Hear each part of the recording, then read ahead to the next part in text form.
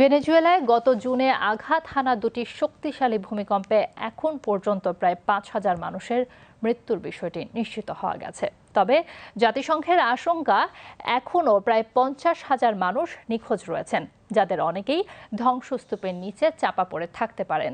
বৃহস্পতিবার দেশটির আইন প্রণেতা হোর্হে রদ্রিগেজ জানান, ভূমিকম্পে নিশ্চিত মৃত্যুর সংখ্যা বেড়ে দাঁড়িয়েছে ৪,৯৩০ জনে।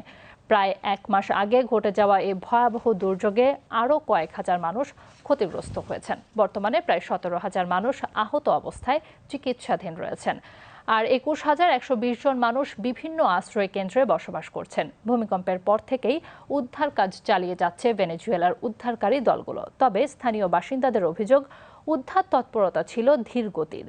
দুর্যোগের পরপরই সহায়তায় আসা আন্তর্জাতিক উদ্ধারকারী দলগুলো ইতিমধ্যে ফিরে গেছে। এখন জোর দেয়া হচ্ছে মানবিক সহায়তা ও পুনর্বাসন কার্যক্রমে। জাতিসংঘের হিসাব অনুযায়ী ভেনেজুয়েলায় পুনরুদ্ধার ও পুনর্গঠন কার্যক্রমে প্রায় ৩৭ বিলিয়ন মার্কিন ডলার ব্যয় হতে পারে।